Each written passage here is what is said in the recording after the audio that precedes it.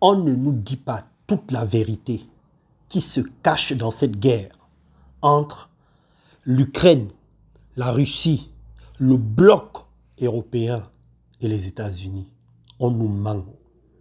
J'ai sélectionné pour vous une interview, une vidéo qui va vous amener à voir les choses différemment. Écoutez et regardez bien cette vidéo du début à la fin. Revenez ensuite. Je vais vous faire mon analyse. Je vais aller encore beaucoup plus loin que ce qui se passe dans cette vidéo. Vous allez comprendre les vrais enjeux qui se passent actuellement dans le monde. On est en train de jouer avec nous. Ceux qui ne sont pas éveillés seront surpris. Ne pensez pas que ce qui se passe en Ukraine et en Russie ne concerne qu'une partie du monde. Ça concerne chaque individu. Je vous dis. Parce que quand les conséquences vont vraiment commencer, quand le panier de la ménagère sera touché, c'est là que vous serez surpris. C'est maintenant là qu'il faut s'y intéresser. Regardez cette vidéo, revenez. Mais avant, mettez une petite pause. Allez vous abonner à ma chaîne YouTube, Brian Lambeau. Likez ma page Facebook, Brian Lambeau EFA Coaching. Et suivez-moi sur Instagram, Brian.Lambeau. Comme ça, vous n'allez rater aucune vidéo.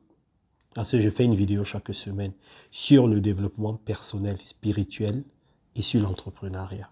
Sur tout ce qui est confiance en soi, comment se développer en tant qu'entrepreneur, comment gérer le stress, comment trouver sa mission de vie, etc., etc. et sur les couples. Faites-le, c'est très important. Ensuite, allez regarder la vidéo jusqu'au bout, revenez et suivez mon analyse et mettez-moi un maximum de commentaires. Ensuite, vous me donnez votre point de vue. À tout de suite après cette vidéo. Oui, mais pourquoi c'est un piège tendu par les Américains? Pourquoi? Parce que les Américains voulaient absolument affaiblir Poutine. Pourquoi? Parce que la deuxième phase, c'est la Chine avec la Chine. La Chine va revendiquer Taïwan à tous les coups. Elle est obligée de le faire. Ça fait partie de son patrimoine. Qu'est-ce qui s'est passé inaperçu? Pendant que Biden était au Japon, les avions chinois et russes ont fait le tour de l'espace aérien japonais pour montrer qu'ils sont ensemble. Or, tant que la Chine a l'arrière-pays qui est immense, les gens qui nous écoutent ne savent pas, la Russie, c'est le plus vaste pays du monde. Les traversées, ils font 1 mois. C'est le plus vaste pays du monde. Donc, tant que la Chine a un pied-à-terre en Europe, en pleine Europe, sur la mer Caspienne, la mer du Nord, la mer... Bon. Donc, elle est forte. Donc, pour affaiblir la Chine, c'est mon analyse, je ne suis pas un grand stratège militaire, mais pour affaiblir la Chine, il fallait affaiblir la Russie. Et le mieux, c'est d'installer tout autour de la Russie les bases militaires de l'OTAN. Parce que l'OTAN, c'est l'Amérique. Oui. C'est-à-dire, il y a une fiction. L'OTAN, c'est la France, c'est l'Allemagne, etc. C'est pas vrai. C'est l'Amérique. Oui, mais donc vous dites, l'OTAN est un organisme pour préparer la guerre. Ben, Donc vous dites, Poutine a raison. Sur ce plan, il a raison, bien sûr. Le problème, c'est que, et là, notre président a très bien compris, il y avait un rêve qu'on opposait au rêve américain, de vivre à l'américaine, de manger, de mâcher des chewing-gums, d'écouter le rock'n'roll, etc. Et là, l'Amérique avait gagné. Vous allez à Singapour, vous descendez de l'avion, vous avez la musique américaine. Ce n'est pas Johnny Hallyday qu'on entend. C'est les chanteurs américains. Donc ça, les Américains ont gagné. Nous, on a opposé un autre rêve, les rêves des Lumières, de Voltaire, de Goethe, de Schoenberg, etc., de Chopin. Ça veut dire un rêve basée sur une culture qui a changé le monde depuis le 14e, 15e siècle. Voltaire, Rousseau, etc. Bon. Donc, et c'était ça l'idée de l'Europe. Proposer autre chose. Et puis, d'un seul coup, avec cette guerre de l'Ukraine, tout bascule. L'Amérique est de retour. C'est l'oncle d'Amérique qui gère Oui. la guerre pour les Ukrainiens. C'est-à-dire que c'est lui qui vient d'envoyer encore des lance-fusées et avec un commandement, il donne des ordres à Zelensky de ne pas les tirer sur le territoire russe. C'est ça. Donc vous dites aussi, Marek Alter, que les sanctions ne servent à rien. Oui. Alors, Les sanctions notamment qui ont fait fermer votre université, par parenthèse. Alors, Mais je vous dites que ça ne sert à rien. là. Alors, vous venez de regarder cette vidéo. Je vais commencer mon analyse en vous parlant de ce petit proverbe. Lorsque quelqu'un te montre la lune et que tu regardes le doigt, c'est que tu es un imbécile. Qu'est-ce que ça veut dire? Ça veut simplement dire que on est en train de nous dire à nous tous que le problème, ce n'est pas vraiment la Russie. Le vrai problème, c'est la Chine. Parce que la Chine fait peur aux Américains. C'est-à-dire, les Américains sont en train de prendre conscience, sont en train de se rendre compte qu'ils ont trouvé plus malin, plus hypocrite, plus stratège, plus performant qu'eux. Et ils ont peur. La Chine est comme cet enfant qui est en train de grandir et dont tu observes et tu vois le potentiel à venir. Et les Américains voient cela. Sur le plan économique, ils sont très puissants, ils sont nombreux. Non, ils sont nombreux. Sur le plan culturel, non, ils ont une culture bien imprégnée en chaque Chinois. Sur le plan de l'idéologie, avec Mao Tse-tung, ce qu'ils ont fait, ils sont calés. Ils ont pris le temps de se développer sur le plan de l'armement, sur le plan économique. On ne les a pas vus venir. Et aujourd'hui, quel est l'enjeu? C'est que si les États-Unis n'avaient que comme adversaire la Russie, ce serait facile. Mais si ils ont en face d'eux la Russie et la Chine mélangées, non. Ils savent qu'ils perdent le leadership. Et c'est là le problème. Comment est-ce que ça a commencé? Et pourquoi est-ce que les Américains se sont réveillés tard? Les Chinois se sont retirés du monde, ont repensé la Chine, ont mis en place une philosophie chinoise. C'était un pays sous-développé, pauvre. C'était un pays purement communiste. Ils ne savaient même pas ce qui se passait ailleurs. Quand ils se sont retrouvés sur le plan culturel, ils ont commencé à se déplacer dans le monde. Et ils sont allés particulièrement en Afrique.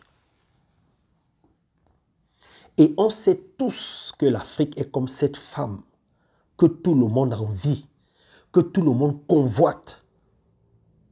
Cette femme avec une belle poitrine, un beau corps.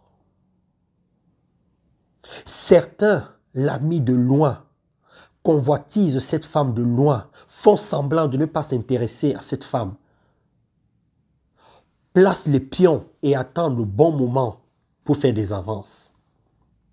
Et d'autres sont directs. Et c'est le cas des États-Unis. Ils se sont dit, on prend notre temps. L'Afrique est à nous. On a nos partenaires européens qui ont colonisé les pays en Afrique. On a le temps. On aura le temps d'aller en Afrique, de récupérer aussi notre part. Pour le moment, nous sommes en Orient. Il y a le pétrole en Irak un peu partout là-bas, on sait comment on va faire. Et un jour, ils se rendent compte que il y a un peuple qui se trouve en Asie, les Chinois.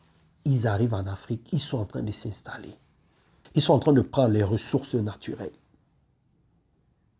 Ils sont en train de s'installer partout. Ils ne sont plus en train de courtiser. C'est déjà les noces. Et là, ils prennent conscience que le pétrole se fait de plus en plus rare dans certains pays où ils se sont implantés. Ils se disent, mais il y a le golfe de Guinée en Afrique.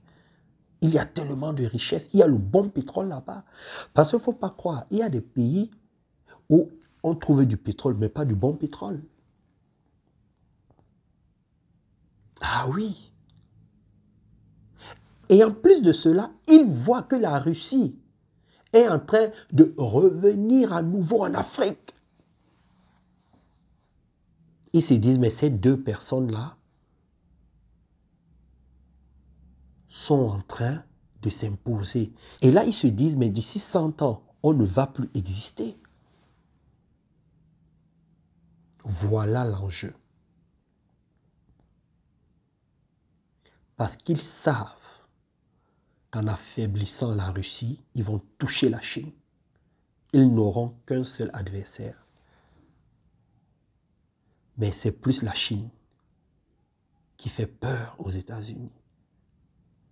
Vous savez, la politique et l'économie, c'est comme un jeu d'échecs. C'est comme ça qu'il faut voir ça. Donc, la stratégie des États-Unis ici, c'est quoi?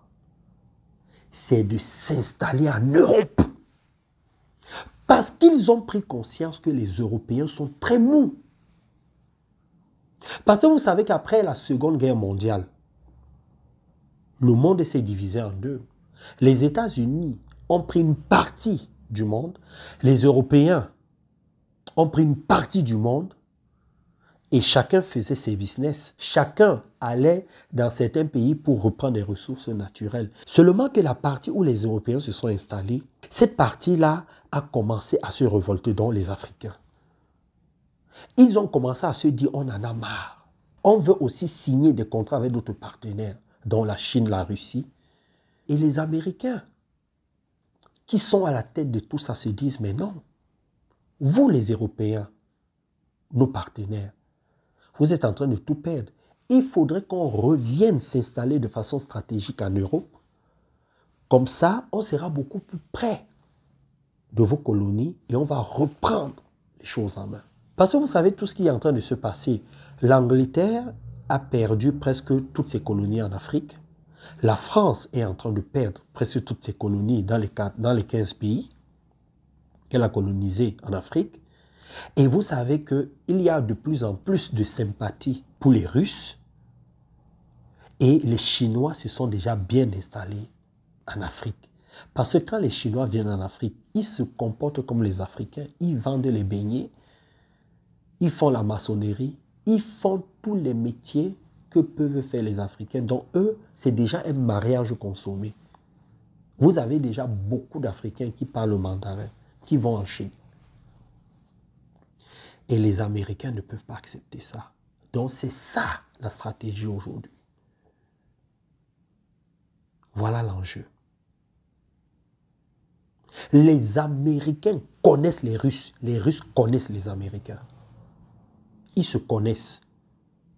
Ils savent comment ils réagissent l'un envers l'autre. Le problème, ce n'est pas la Russie. Le problème, c'est la Chine. Parce qu'on ne les maîtrise pas.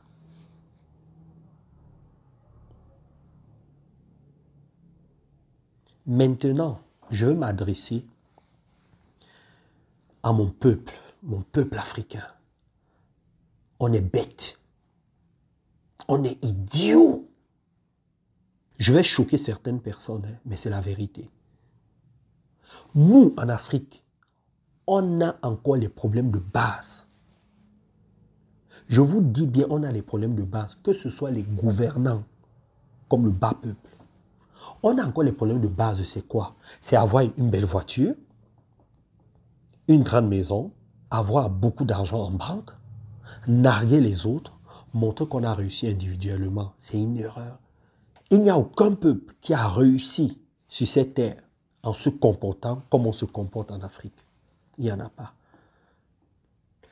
Observez et lisez bien l'histoire de notre humanité, que ce soit l'Égypte antique, la Grèce antique, que ce soit l'Empire romain qui a chuté, je crois, en 476 après Jésus-Christ. Ce sont les peuples qui se sont d'abord retrouvés entre eux. Au départ, ce n'étaient pas des grands peuples. Hein. L'Empire romain, c'était Rome au départ qui allait conquérir le monde. Parce que culturellement, ils étaient assis. Sur le plan idéologique, ils étaient assis. Sur le plan émotionnel, psychologique, comportemental, ils étaient déterminés. C'est ça qui nous manque. Je ne suis pas en train de dire qu'il ne faut pas s'intéresser aux voitures, à l'argent.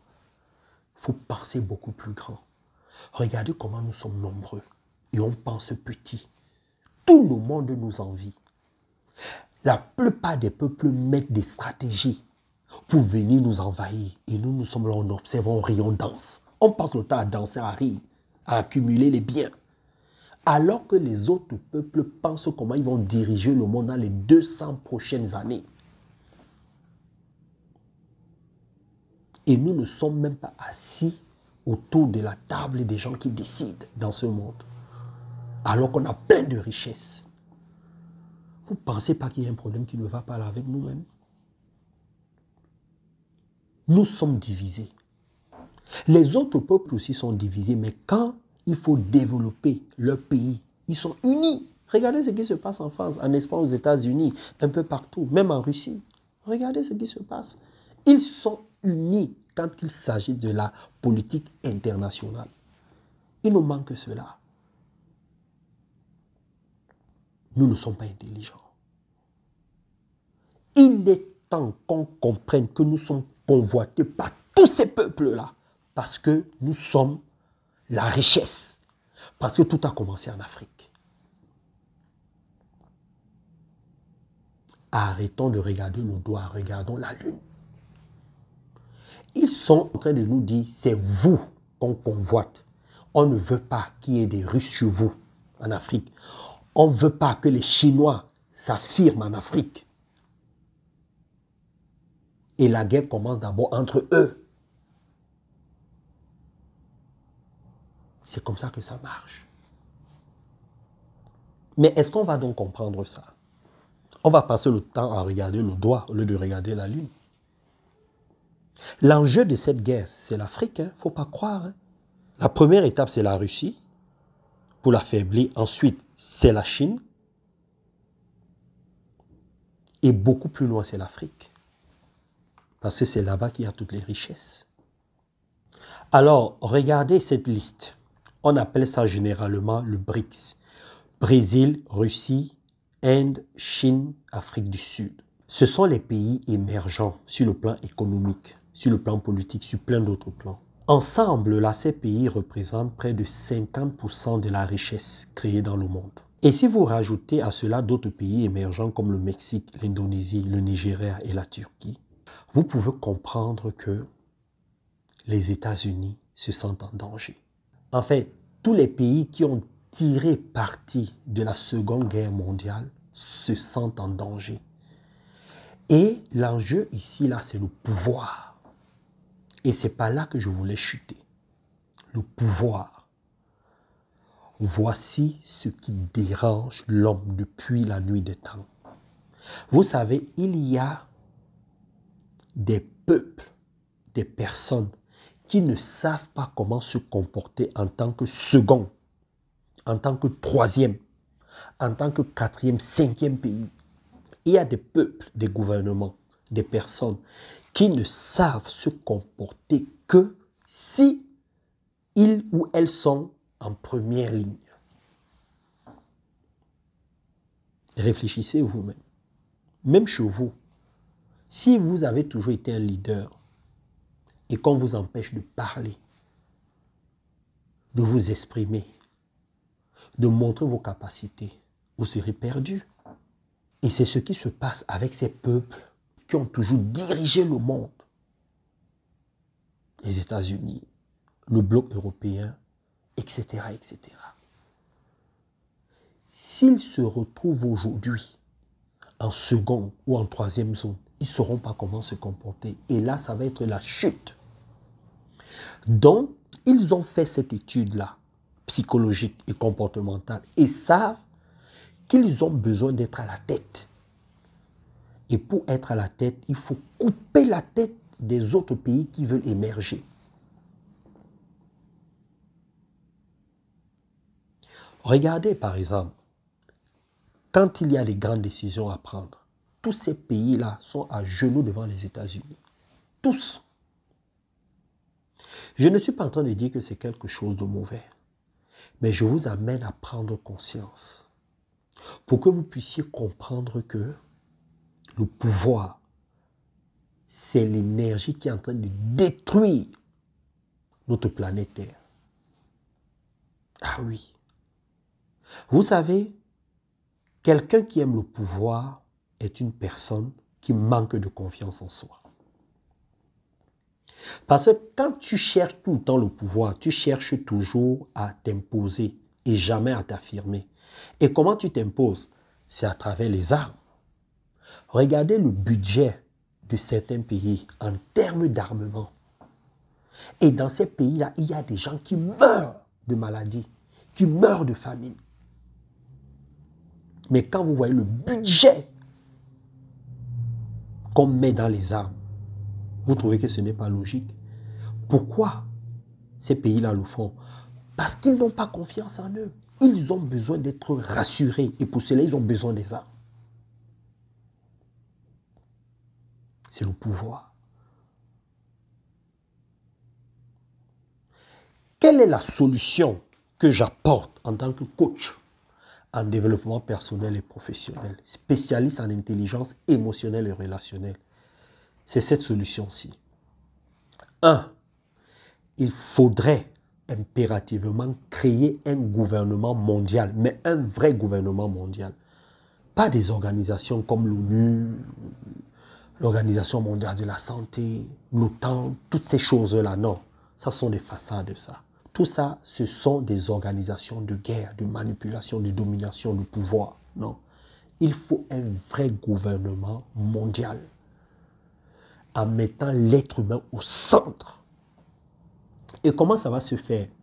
Ce sont les pays émergents, donc ici, le premier pays qui a la responsabilité de donner le ton, une philosophie de penser, de faire, d'avoir les choses. C'est ça. Ça veut dire qu'actuellement, ce sont les États-Unis qui dominent le monde. C'est à eux de donner le bon exemple et de ne pas diriger le monde par la guerre, par la manipulation, par la domination. Parce que quand le premier fait ça, le second, le troisième cherche à faire la même chose. Parce qu'il prend l'exemple sur le premier. Et ça pousse le premier à être toujours sur ses gardes. Finalement, on tourne en rond. Nous sommes dans un cercle vicieux. C'est au premier de donner le bon exemple. De dire, vous-même, vous voyez, je suis puissant, je suis fort. Regardez mon budget sur le plan de l'armement. Regardez comment je suis puissant sur le plan économique. Maintenant que j'ai tout ça, voici comment nous devons nous comporter. Nous devons mettre l'humain au centre de tout. Il y a suffisamment de richesses pour tout le monde. Mangeons ensemble. Il est vrai que tout le monde ne peut pas être au même niveau sur le plan financier, mais créons un vrai équilibre pour que les gens ne souffrent pas. Pensons différemment dans ce monde. Tant que le premier ne va pas penser comme ça, il y aura toujours des guerres, il y aura toujours le second, le troisième, le quatrième, le cinquième qui va chercher à se développer pour renverser le premier. Et c'est comme ça que ça se passe depuis l'Égypte antique. jusqu'à l'Empire romain et jusqu'à ce qui se passe maintenant. Vous pensez que Hitler, qu'est-ce qu'il a révolté? C'est nous qui avons fabriqué Hitler. Oui, je vais vous faire une vidéo sur Hitler. C'est nous qui l'avons fabriqué. Je vous dis que même chez vous à la maison, si vous passez le temps à dominer une personne, à frapper sur la tête d'une personne, à un moment, cette personne va se révolter, va chercher à vous faire subir ce que vous lui avez fait subir. C'est comme ça que ça marche. C'est scientifique. Hein? Voilà la solution que je donne. Faisons-le. Mais, spirituellement, on n'a pas le choix. Nous sommes obligés de créer un gouvernement mondial, un vrai. Je vais vous dire pourquoi. Il y a deux lois qui dirigent ce monde. La loi de l'amour et la loi des opposés. L'opposé, c'est ce que tu ne veux pas. C'est le contraire de ce que tu veux. Et tu es obligé de passer par l'opposé pour ressentir de l'amour. C'est pour ça que l'homme est capable de se détester et de s'aimer le lendemain. Et c'est ça qui se passe dans l'histoire de notre société, de notre monde. Regardez l'Angleterre et la France. Ces deux pays se sont détestés pendant des années et sont devenus des amis. Même la Russie et les États-Unis se sont détestés pendant un moment et ont fini par s'entendre. Il y a ce va-et-vient entre je t'aime, je te déteste. Ça, c'est l'évolution spirituelle et naturelle de notre humanité. À la fin, on est obligé de s'entendre. Donc, on finira par créer un gouvernement mondial, seulement que c'est lent. Les seules personnes qui sont capables d'accélérer ce processus, ce sont les premiers. Et c'est pour ça que je m'adresse aux nouveaux pays émergents, donc aux BRICS. Parce que les États-Unis montent, descendent, ils ne peuvent pas être leaders encore sur 200 ou 300 ans. Non, c'est leur chute qui commence comme ça. Comme les autres ont chuté avant eux. Parce qu'ils n'ont pas su donner le bon exemple. Ils ont dirigé par la peur, la manipulation, la guerre, le capitalisme à fond. Les prochains pays là, émergents là, vous avez intérêt à montrer autre chose. Accédez au pouvoir. Faites ce que vous pouvez faire. Mais une fois à la tête, cherchez à créer un vrai gouvernement mondial. C'est ça qui va accélérer le processus. Sinon, vous aussi, vous allez chuter comme d'autres ont chuté avant vous. Et nous, les Africains, je vais vous dire quelque chose. En attendant qu'on crée ce gouvernement mondial, il faut qu'on s'organise mieux que ça. Et on peut. Voilà une occasion en diamant qui nous est donnée de pouvoir industrialiser nos peuples, nos populations, nos pays. On nous dit qu'il nous manque du céréal, du blé. On a du manioc, non? On a des tubercules, non? Qu'est-ce qu'on en fait? Il y a le jus de bissap qui existe. Le jus du gingembre qui existe. Il y a plein de choses qu'on peut développer. Vous pensez qu'il nous manque de l'argent pour industrialiser nos pays? On regarde encore le doigt de regarder la lune. Voilà le problème. Conclusion, nous sommes bêtes et idiots. Je ne parle pas des individualités. Hein. Je parle en termes de conscience collective. Parce que nos gouvernants là, nos gouvernements représentent la mentalité de chaque Africain. Même s'il y a des exceptions. Il y a beaucoup d'Africains qui pensent comme moi, qui veulent développer l'Afrique, mais qui sont empêchés. Moi, je viens de faire cette vidéo. Il y a des gens qui vont m'insulter. Il y a des gens qui ne vont pas comprendre la pertinence de ce que je dis. Et il y a des sachants qui vont me montrer qu'ils connaissent mieux que moi. Les sachants, là, ce que je vous demande, c'est de prendre 2% de ce que je dis. Si sur 100 choses que je dis, s'il y a 2 choses qui vous plaisent, prenez ça et faites de ça une force. Voilà comment un peuple évolue. On doit arrêter de nous tirer les uns sur les autres. Il faut penser comme notre peuple. Mais moi, je sais ce qui nous manque. Je sais ce qui nous manque. La prochaine vidéo que je vais faire, je vais même la faire demain. Je vais vous dire ce qui nous manque en Afrique. Je vais vous dire. Si vous avez aimé cette vidéo, partagez-la. Si vous avez des amis, des parents ministres qui sont dans des gouvernements, des maires, des personnes qui prennent des décisions, partagez cette vidéo. Même s'ils ont déjà écouté ce genre de paroles, la répétition fait partie de la pédagogie. Parce que l'homme a toujours tendance à oublier. Pensons différemment. Donc, que vous soyez en Afrique, en Europe, en Amérique, en Asie, voici ce qui se cache dans cette guerre. C'est une guerre entre les États-Unis, l'Amérique, les États-Unis qui sont à la tête de tout actuellement, et les pays émergents. Et parmi ces pays émergents, il y en a deux, la Russie et la Chine. Donc, il y a une guerre psychologique qui se passe entre les États-Unis et la Chine. Et la Russie est au milieu. C'est ça qui se passe. J'attends vos commentaires. Abonnez-vous à ma chaîne et inscrivez-vous à nos futures conférences et prenez nos programmes de coaching. Bisous et bye bye.